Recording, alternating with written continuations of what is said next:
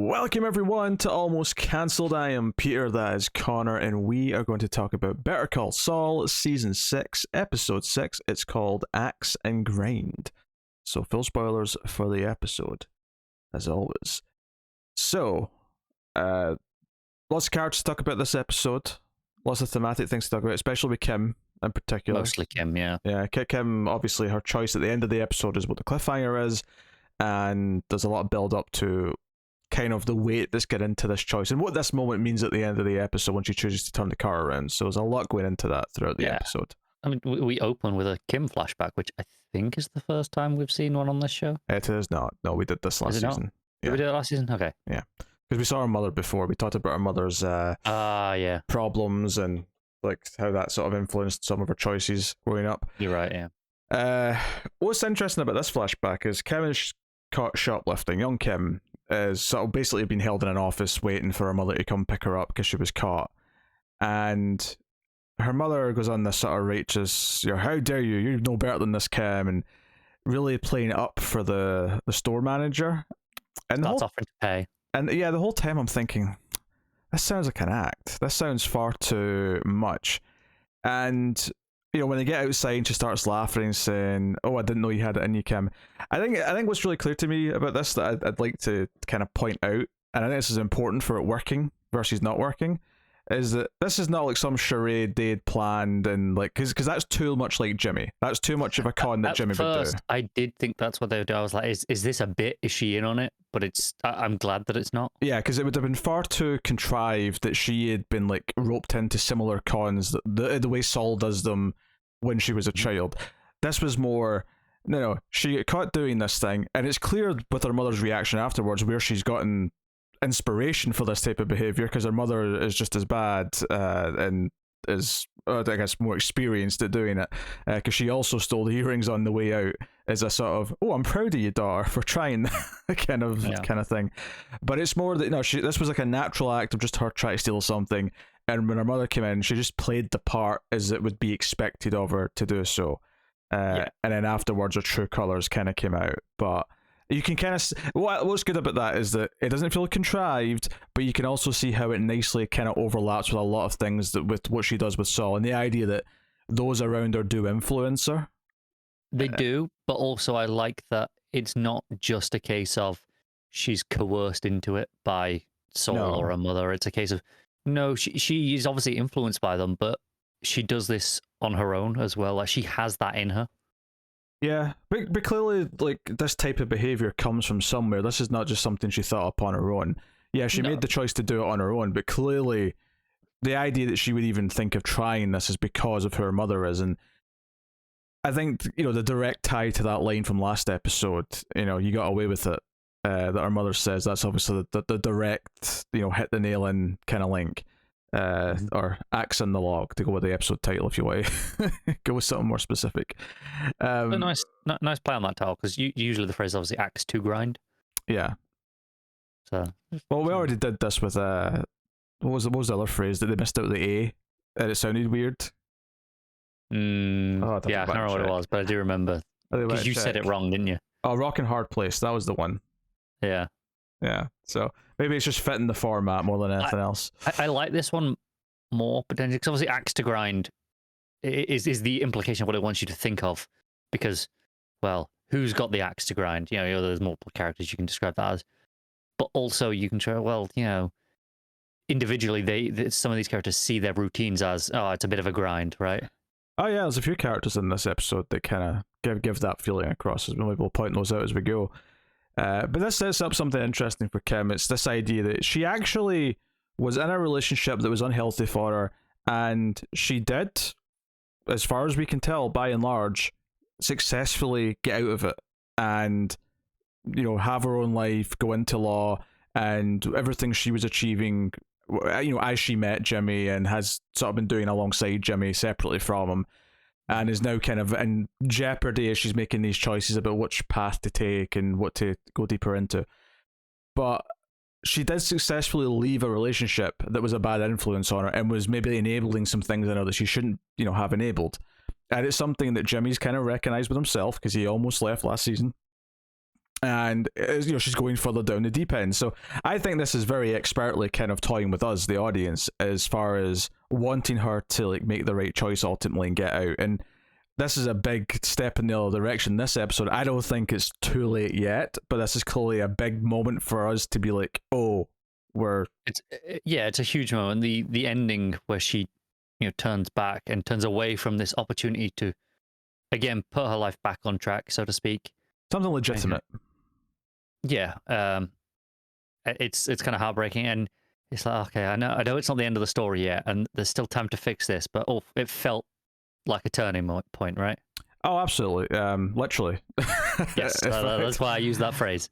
It's literally a turning point. But it's also like it's early enough, and I don't think it's ruined the potential of that path enough yet. To I think she gets away with this if she needs to, but obviously. Like this is the thing. I got towards the end of this episode and they start, they're getting close to this plan. They're calling it D-Day. They're referring to the day they pull this plan off as D. There's a lot of references to D-Days. They're talking about it as well. And I sort of looked at the runtime when it was a certain part. I was like, oh, that's his next episode. We're not getting the plan this episode. I wanted to like set myself up not to be disappointed when I hit the credits. I didn't check, but I got to a point where I figured, and I do love what he does with this here. This countdown and.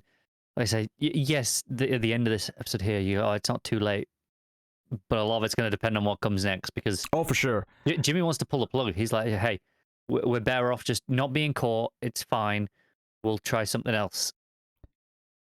Yeah. And the classic phrase to throw out here is it's always darkest just before the dawn. So if Kim does have a happy ending, I guarantee you it's going to seem even darker than this right before we get that happy ending. It might not be a happy ending, but I will not count out the happy ending until that final episode is done. Until you are almost heartbroken, and then you will go, it could still be a happy ending. Yeah.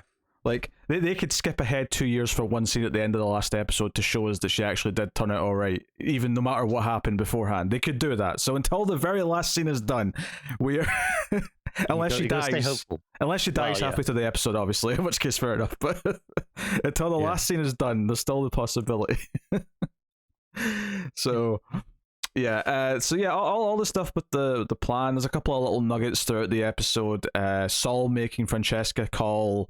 it turns out to be Hamlin Miguel, to basically all the pensioners are phoning in for a conference, the ones that at least can't make it anyway, to talk about the case. And this is just like a ruse to get the number and the code to dial into it. And you can clearly see this is like one of the first things that he's ever made her do that's kind of shady and illegal, and she's like questioning it. Which I actually kind of love that he responds with, "Who's the one here who went to law school?" Yeah. She can't argue with that, really. You really can't. It's a great card to pull. I actually like this one as well, because this one is just inside the lines where you go, is this illegal? Because it doesn't... It's immoral, definitely. Immoral, sure, yeah. I'd say it's minor fraud. Yeah, potentially, but again, on such a small scale, right? Yeah. I have to imagine technically there's a line being crossed in that this meeting is privy to people it's related to, and therefore you are in some way presumably confidential details in the meeting. So I think you're infringing something there. Yeah, but it definitely doesn't seem like it's not like awful things that he's making her do. No. And poor Francesca, she's decorated the place. She's so all proud of it. We see it all done up. So proud, and it looks fine. All the clients are just like these scumbags who are just like literally one of them pisses on it. Literally, yeah, piss in the office. Pisses in the water feature that she was so excited to get. Mm-hmm. And it's just like it's like, sorry, this is your life for a while. I hate to tell you. all I'm saying is maybe she should have kept the toilet. Yeah, I never even thought of that. There's a nice irony there that there was a toilet seat sitting maybe in that exact location because they've put in a wall, because it was just one big square before. So that literally might have been where the toilet seat was sitting before. Yeah. I guarantee you, no matter how off his head he was, if he'd seen the toilet there, he'd have at least aimed for that. True. Yeah, true. Yeah. The big thing, of course, so they're all excited. They even have a glass of wine or whatever outside the law office because they're like, this is the site of D-Day. This is like where we're going. This is what we're doing. And the big rub is that he's getting this really the expensive booze to celebrate with on the morning Very of. fancy bottle of tequila, I believe. Yeah, which I think we saw before. I recognized the bottle. I couldn't tell you when we saw it. The pineapple stopper was a big thing repeatedly, I think. But was it like season 2 or 3? But he's getting the bottle, and he sees this judge, the judge that they have taken some fake photos of, the one with the mustache that we talked about last episode. And we saw, the usual little film crew coming in. Were they supposed to be students when this show started? Because they obviously look far too old to be students now in season 6. I don't know if they were. I think they were always just maybe not. Yeah, that's probably the case, because I was like, some of you look like you're in your late 30s at this point. And even if they were meant to be students, time has passed in this show as well. That's true. That's true. But it'd be weird that the exact same 3 people who, let's say they started this because they were in a class together. It'd be weird that they were still doing jobs like this together. Maybe, but if Saul's got all the numbers and they just call each other and like, hey, well, it pays, right? He's got his little black book. Exactly. But it's a lot more goofy than the vets. Yeah, his black book is not coded. No. So he sees this, and the big thing here, because obviously there was a joke last episode about what if he shaved the mustache, like this might not work. He's like, no, that mustache took years to create. He's not shaving that. However, and this is completely by chance, he sees this guy and he's got his arm in a cast and a sling because he's broken his arm, and therefore, and presumably, because we don't know exactly what the plan is yet, but they've taken these fake photos, and presumably the part of the story was that this was something that had just happened. This is where the photos have come from. It's something that's just happened, and therefore it's not working. So Saul calls Kim and tells her, we have to abort. We could come up with a different time and place to do a similar plan to achieve the same result. But of course, this is the big dramatic moment where Kim turns around, and I think it's really important in this episode, just before we talk about that side of things. The other side of this, which is really important, is that it also sets up the legitimate side by we see her like performing in the court and defending her client, and Ed Bailey Jr. comes in, and this is right before he tells her about this potential meeting, and there's going to be this scheme that's coming to the area that'll sort of help fund. Basically, I mean, I don't know the exact ins and outs of it, but it's sounding like, oh, you'll be able to help people, but this is like a grant scheme that will pay you much more than the minimum wage that you currently get from just doing it this way. That was the impression I got, yeah. She gets to help people in need and get paid better. Yes, maybe not be filthy rich like Hamlin, we'll talk about his house in a bit, but at the very least, make a reasonable amount of money. So I think that was important, and she is very good at it. She makes it very clear. She proves it to at least, at least to a certain amount of doubt that, it kind of sounds like this police officer was picking on my client because he never stops anyone for this particular thing. It's for the air freshener that's dangling off his mirror. And she checked the car park, and they all have similar things, including Yuger on her, and yet they stopped him. And he knows him because he arrested him before. So it's just enough, and it's like, this sounds very well argued, and I don't know if this would hold up, but it doesn't matter. It sounded good to us. But I think the most important thing is, if it sounds good to us, it probably sounds good to a jury, generally speaking, true, right? True. And that's it. It's beyond reasonable doubt is the point of conviction, right? So if you just have to show reasonable doubt. I don't think there was a jury. I think this was like a. I don't think this was just a judge one, generally. Yeah. But in general. Yeah. I could be a judge. Yeah. I could hit a gavel and say guilty, not guilty. I could be quite good at it. I think you'd be good at hitting the gavel. I'll give you that. I think you'd probably enjoy it far too much, though. You just hit it a lot. Just, the lawyers like making their opening statement. I'll just randomly in the middle of a sentence start hitting. Smack the gavel. Objection. You're the judge. You don't get to object. Alex, when I damn well please, it's my court. Oh, you would be such a dictator. Absolute tyrant in court, wouldn't you? I'd be just and fair. Oh, would you really? I would be. And what would you do if a ginger came in front of you? Well, I'd say, let's not waste time. Let's go to lunch. He's clearly guilty. Yeah. Just and fair. That's what I thought. Just that fair. So yeah, but I think this is important because it's like it's actually, I mean, it literally gives her this choice at the end of the episode, but the fact that we get to see her be good at this job, I mean, I've seen it before, but I think it's really important for the themes of this episode to show it in this episode, and to have someone like a person from that side of the world, and in this universe, Ed Bailey Jr. to see it and be impressed. So it's like, okay, we're impressed, but we also aren't. We didn't go to law school. This guy did, and he's impressed.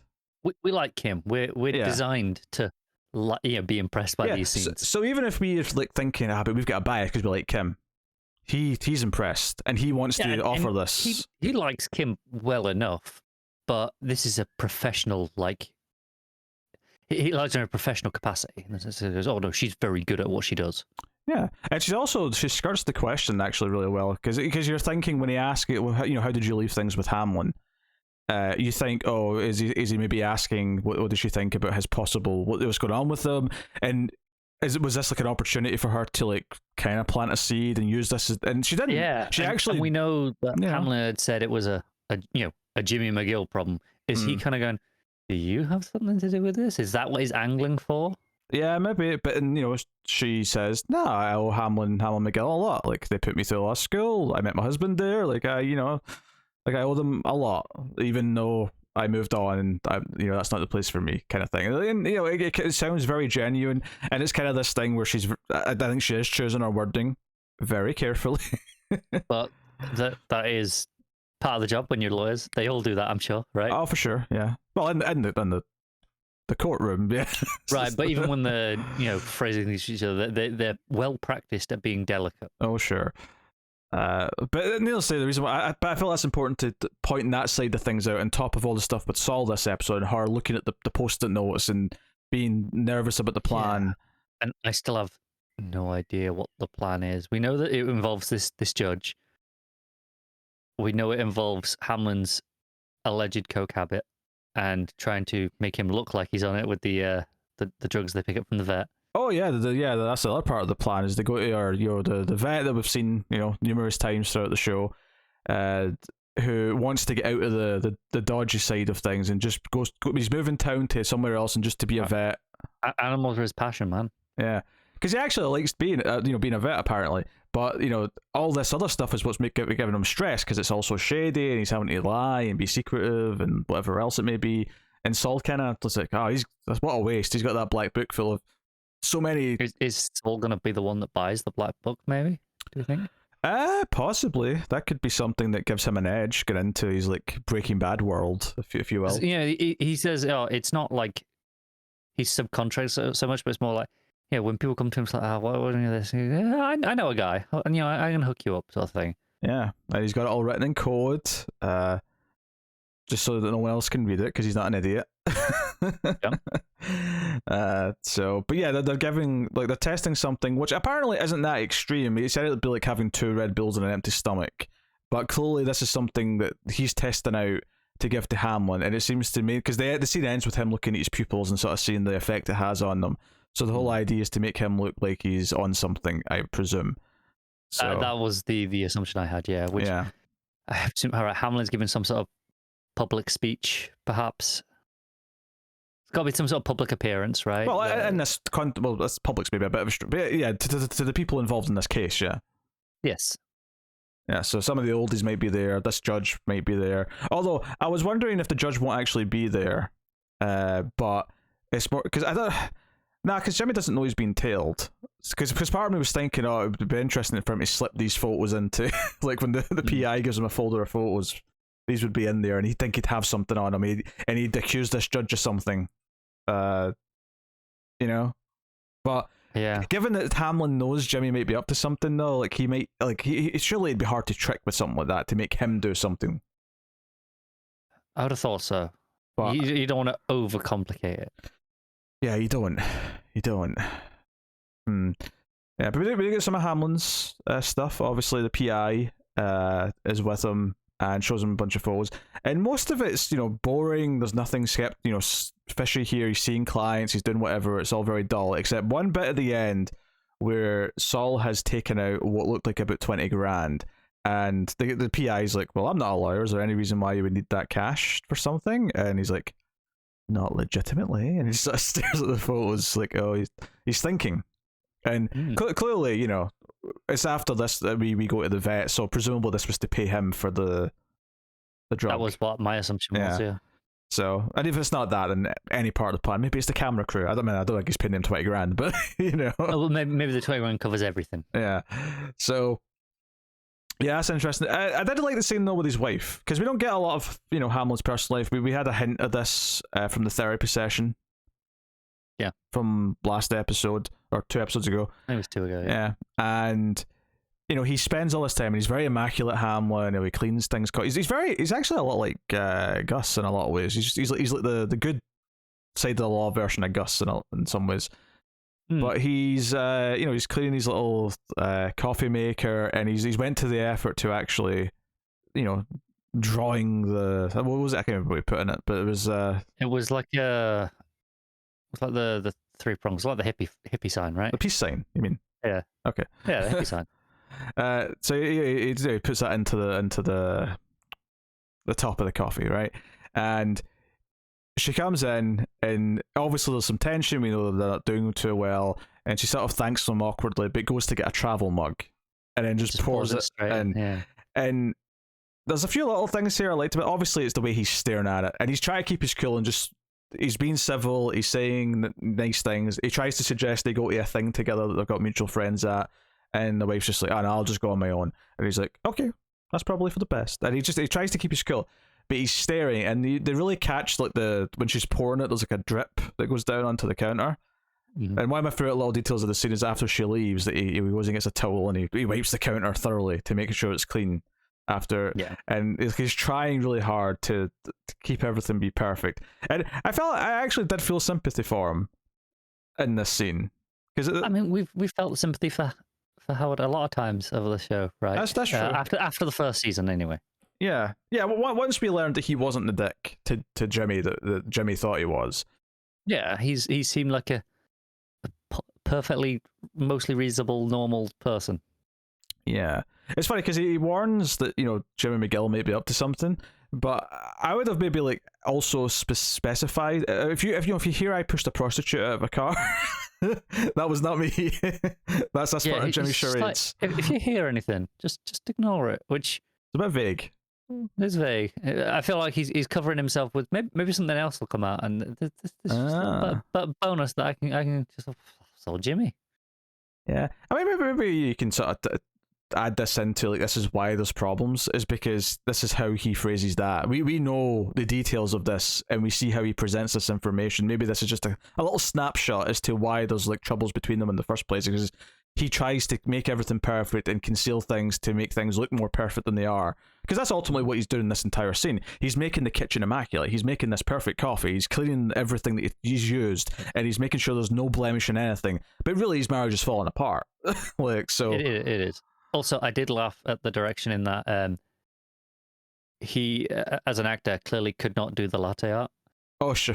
Because it's a close up. It's following him, really tightly on everything. Making it, steaming the milk, and then he's swirling the jug, tapping it, and then as he goes to pour it and do just the art at the end, that's when it cuts to this wide shot, and it's like from the opposite side of the kitchen, and it's like definitely. Oh look, we've got the prop one. Someone's just switched in here for the shot now. That's fine. He doesn't have to do. No, it was really noticeable because of the way it was shot all up to that moment, and then it was such a sudden change to hide it. It felt drastic, as opposed to just if it had been a little bit further out and wasn't following so tightly before, it wouldn't have felt as such an obvious switch. I didn't even know what type of coffee he was making, so I mean I didn't really notice.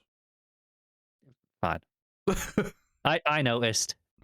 You just told me it was a latte. That's literally now. I'm assuming so. It pretty basic.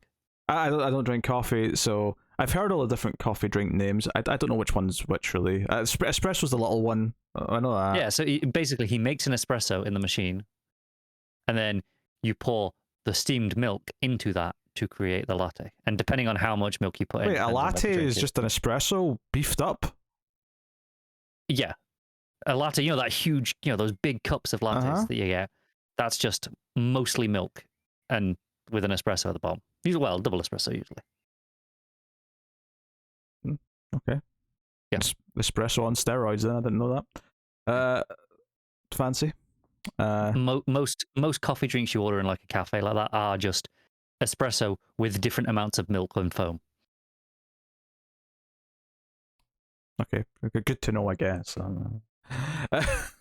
But I like the scene though. I like the scene. I think giving some more context again to Hamlin's side of things, to see the life that Kim is potentially about to kind of ruin further. Like the fact that his marriage is on shaky grounds, even if this is something that he can professionally potentially bounce back from, this might be the nail in his marriage. Like if there's a chance of saving his marriage right now, whatever he is about to go through publicly might be the thing that ruins that.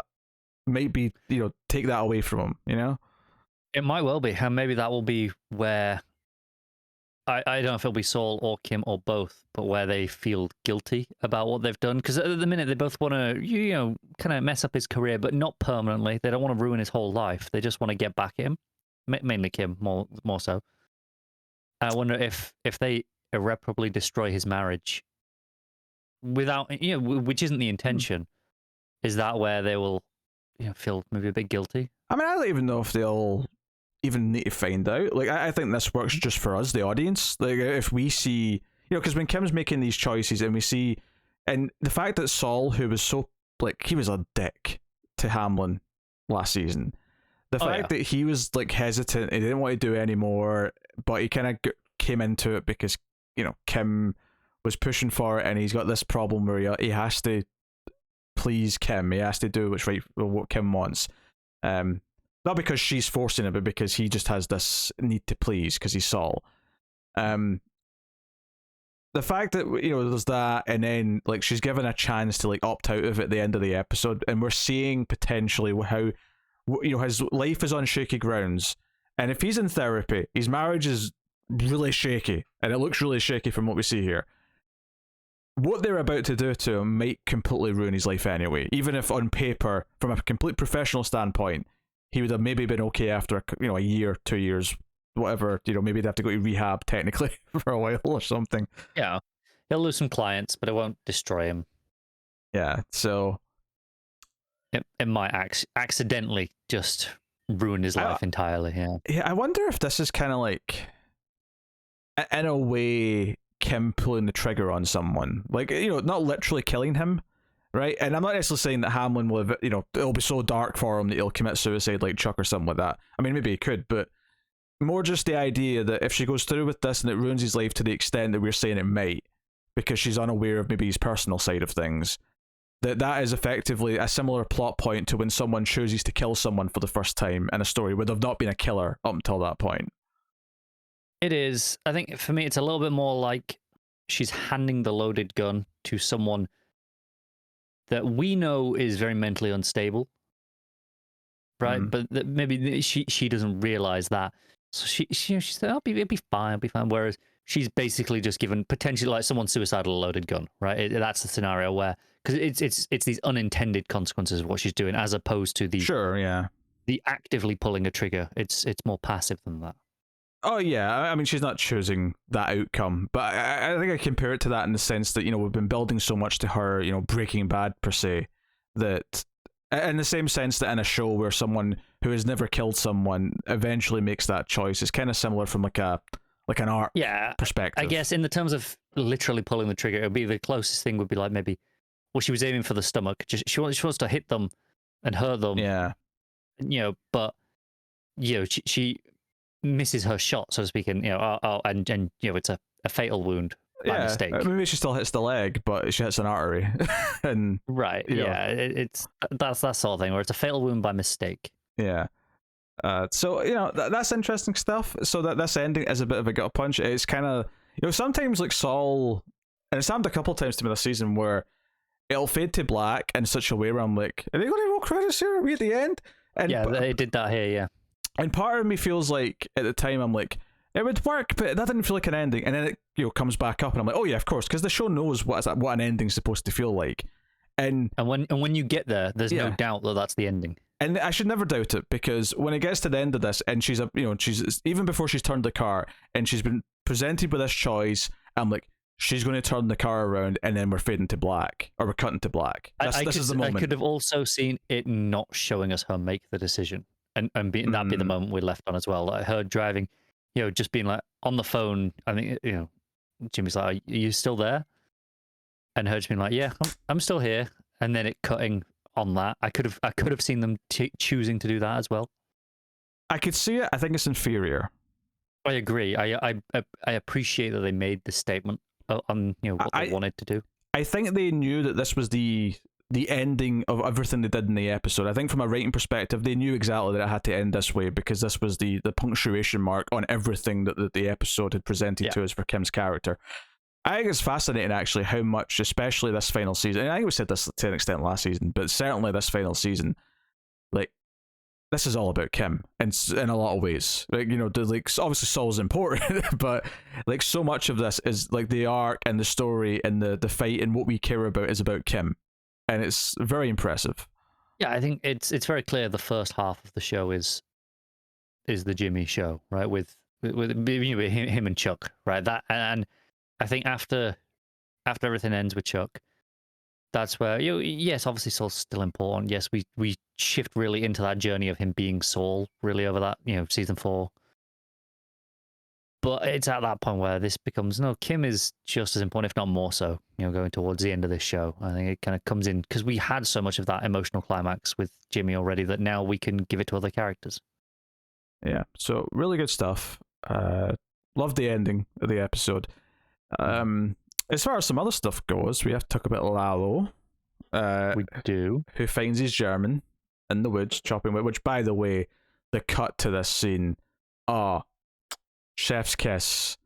So, it's the scene where Kim goes to see the office for the first time. She talks to Francesca, and the camera crew is there. It's like, hey, Jimmy, I need to talk to you. And she tells him about this opportunity to go to this meeting and potentially be a part of this new program and blah blah, and they're so happy, and he leans in and kisses her, and it's like this beautifully lit thing where they are not quite silhouette, but almost silhouette, with the orange glow of just the lamp behind them in this like small office room, and it's very warm. And so even before I get to the reason why it's really good, the colouring when we go to Europe, when we go to Germany, is like, it's so cold looking. It's like, oh, this is a place that rains. And it's such a good contrast, because all of this show pretty much has either been in, this like area of the US or Mexico. So everything is like warm, everything's desert land, everything's, oranges and yellows. Yeah. So I love that you cut to Germany and the forest, and it's just this blue green tint of like, oh, this is cold and it rains a lot. Yeah. But not much more familiar. The perfect part of this though is that they're kissing, and they're where they are on the screen, right? So it's a side shot of them kissing, mid shot, so sort of waist up, and they're kissing sort of like, I'm sort of presenting it on my camera here where they are in the frame, and then it cuts to like a log on being chopped by an axe, right? But the log is right where they were, so you literally basically what the effect you get as it cuts to the next scene is an axe coming down between Saul and Kim. It is genius. It is fantastic. It's cruel, and it made me feel things, because it's them going wink wink, like bad things are ahead. Is probably the best moment of direction in this episode, especially since it's right after Francesca's like, oh, congratulations, you got married, can I get you a wedding gift? And it's all a bit awkward, and it's like, oh, this is all coming to a really upsetting end soon. Yeah, we know, no matter how happy an ending we might hope for, we know this doesn't last. Yeah. Speaking of directing, do you notice who directed it? I did, and I will say I felt the character's absence in a couple of scenes. Oh, sure, okay. Giancarlo Esposito, who plays Gus, of course, directed the episode. There's a scene where we'll get to it, because we'll talk about that. Well, but just really briefly, there's a scene with Mike where I felt like Gus probably should have been relevant around here in the episode, and it felt like maybe he was too busy directing to act as well in this one, perhaps. I didn't really feel that, but we'll talk about those scenes in a minute. Mm-hmm. So yeah, Lalo goes to speak to the German, and immediately he is like skeptical. He's suspicious. He's clearly out here in the wilderness because he wants to stay away from anyone coming to see him. I like the bit where he starts talking to him, and Lalo's being just a bit evasive with his answers. And it's just that shot of him just reaching out for the axe. Yeah, just his hand slips onto it, and he's like, just hold it, but then he pulls it out, and then Lalo pulls out the gun, but of course Lalo can't kill him. He needs information from him. You know, he'll kill him later, I'm sure, but he needs them alive for a while. Ultimately, there's a bit of a chase. The guy hides, jumps out. He hits him in the stomach with the axe, but notably it's the back of the axe. If you're looking for it, you can see he doesn't cut him with the axe. He just like hits him with the blunt side. And Lalo oversells it a bit to sort of look weak and lure him in. And it does this great thing with the camera where he holds up the card. It's wherever he got this thing made, the engraving thing made, and the camera spins round and reveals that he's got a little razor blade like behind the card, and he just slices him up the face. It's actually really brutal. It is. And then as he drops the axe, he grabs it and chops off his foot. Yeah, because you don't see this in the shot where he swings the axe that he's chopped it off clean. You just think maybe he's hit his leg with the axe, but then there's a shot after that where you see the foot's just off, just the stump. Yeah, it's like that's it. And he's like, put this belt around your leg so you don't bleed out. I've got some questions. Yeah, Lalo is as brutal as ever. Yeah, nah. Yeah, it was effective. I mean, it like I think this is a weird scene in that it's done well enough, and I think it's directed pretty well. Admittedly, it's the sort of thing where I don't necessarily know how much of this we even really need to see.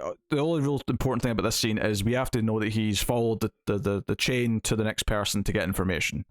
Right, but this is kind of what I said last week when we talked about Lalo, where I don't really need to see any more of this, because by the time, as long as he shows up by the time we get there with whatever what he's going to be doing, we will just assume he has followed this trail. I don't necessarily need to see him doing this. As relatively entertaining as this 5-minute sequence was at the end of the episode, it was a little bit superfluous at the same time. I'm okay with seeing a little bit. Like I think the guy's chopping wood, Lalo walks up. I think like just the moment where he looks up and sees Lalo standing at the trees, just cut away there. You don't need to show me anything else. Just show me that he's found them, and that's it. And we can get the rest from imagination. Yeah, maybe go to the moment where the guy realizes there's something wrong. He reaches for the axe.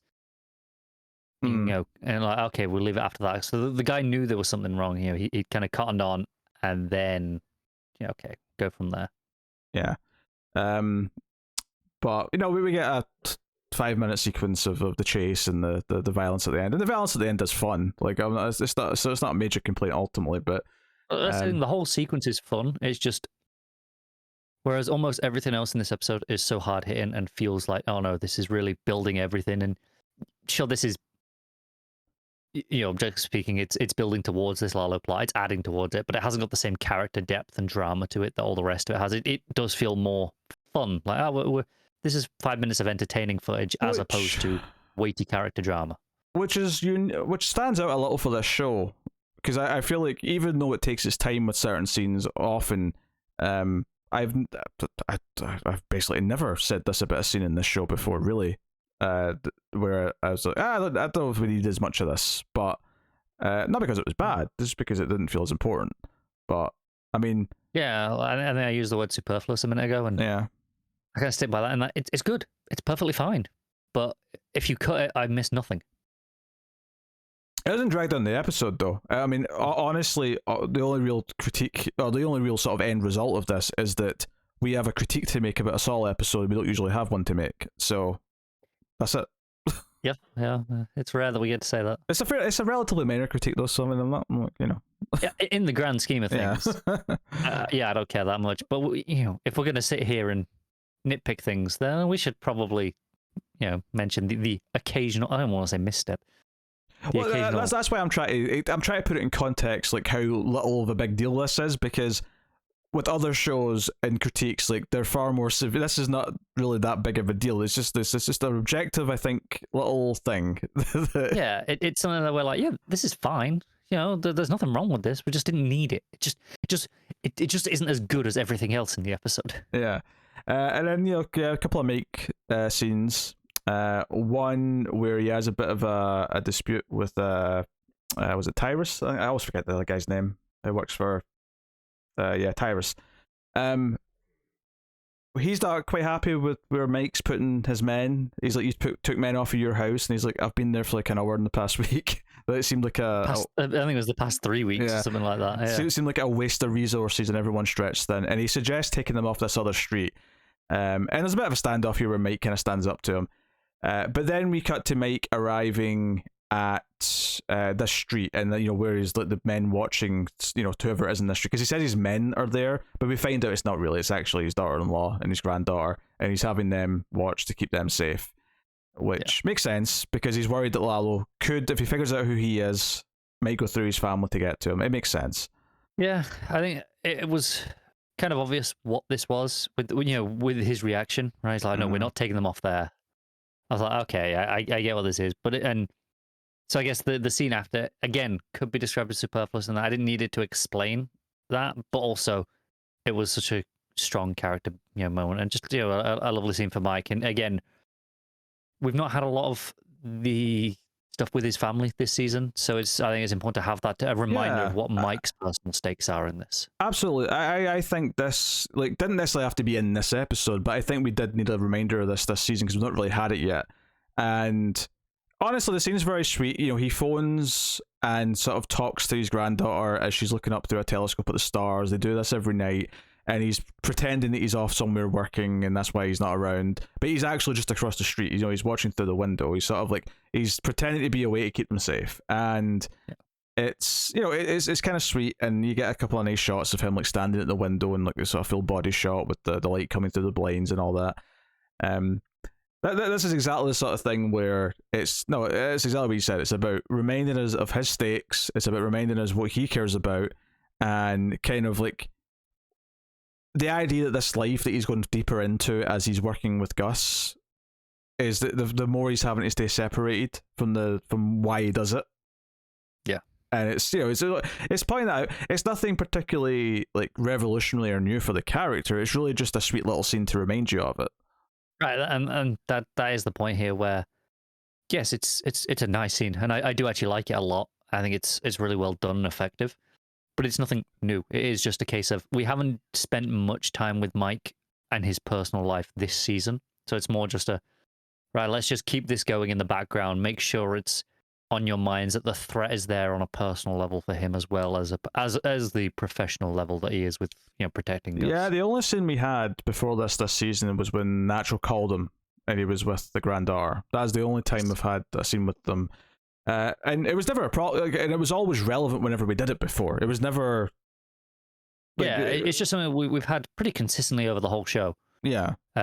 Usually, I think more than this in most seasons that we've kind of been doing Mike plots. Yeah, this was showing effectively how his family dynamic is working whilst he's so ingrained in protecting Gus and everyone being in hiding and all that stuff. This was, if anything, it was kind of tying up a loose end in a weird way, just so that no one said, well, how's this working with his family kind of thing. It is, yeah, and it did it through the lens of showing the internal politics again under Fring and kind of seeing what's going on there. This is the area where I felt like Gus was missing a little bit from the episode, where it felt like when Mike called him out, like, you go see the boss. It felt like there was at some point in this, because I didn't realize he directed it at this point. I found that out afterwards, so I was kind of expecting a scene around this area of the episode with Gus. And the fact that there wasn't one just felt weird to me.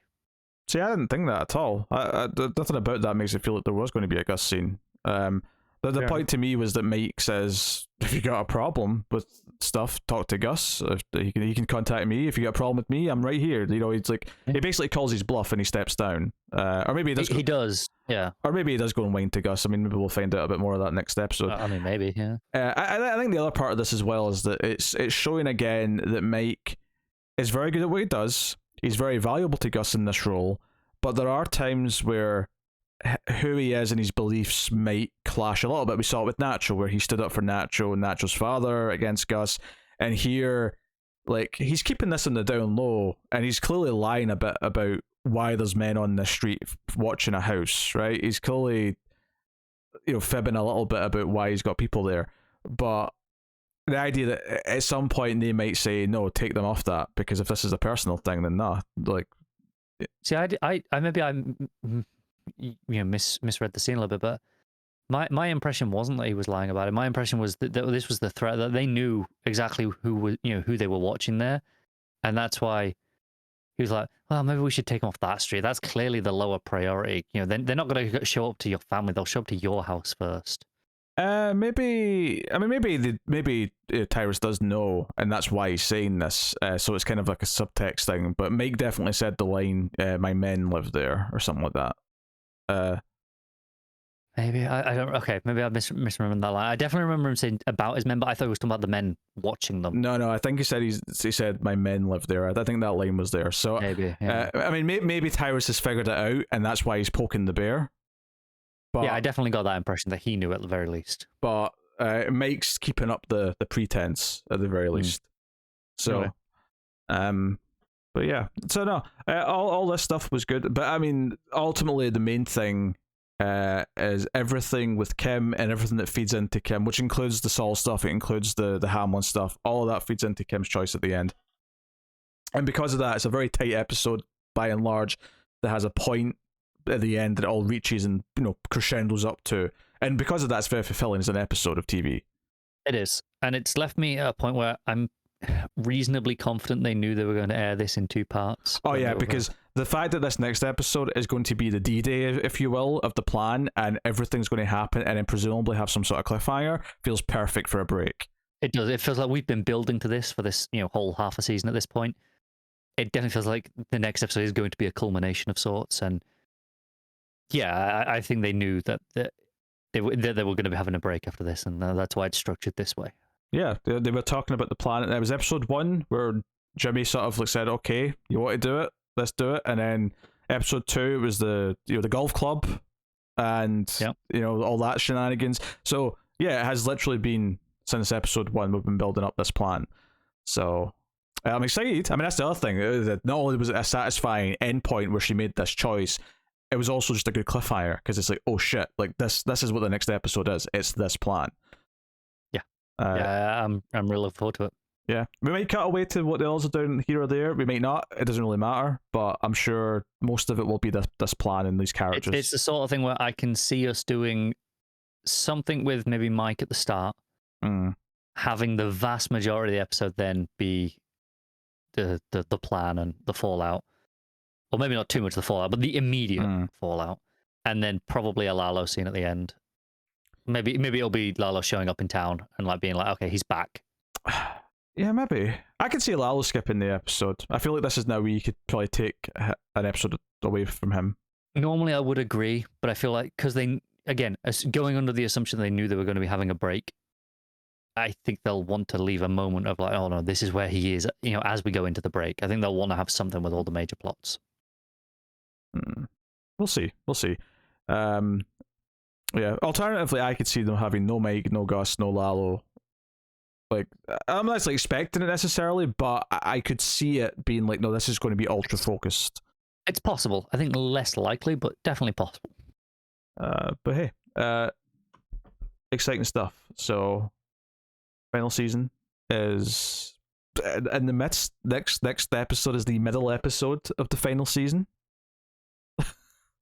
Yeah, let that sink in. Next time we're talking about this, we will be saying we're over halfway through the season. Yeah, well, it's funny because the first 2 episodes are the same night. It's neatly 6 weeks and then another 6 weeks, so that's nice at least. I mean, that's true. Yeah, unless they end up announcing they're going to do the last 2 in the same night or something as a special send off, but it's possible. But we'll see. We'll see. And that said, though, I mean, who knows? Maybe they're just longer episodes anyway, so they won't do that. Yeah, the first couple were longer episodes as well. Yeah, the first 2 were both a full 60 minutes, give or take. Whereas, most of them since then have been about 45 or so minutes, which is the normal-ish amount. So, we'll see. We'll see what happens. But that is Axe and Grind, episode 6 of the final season of Better Call Saul. Let us know what you thought of the episode in the comments below. Like, subscribe, ding the bell for notifications, all that stuff. Get us on the Twitters at mail_fuzz for channel updates. And of course, if you want to support the content, you can do that in a number of ways, like, subscribe, all that stuff I just said. But you can also go to patreon.com/mailfuzztv and support us for as little as $1 per month and keep all the content coming that way. So thank you very much. That is us. So yeah, keep watching TV. Have you got any vanilla?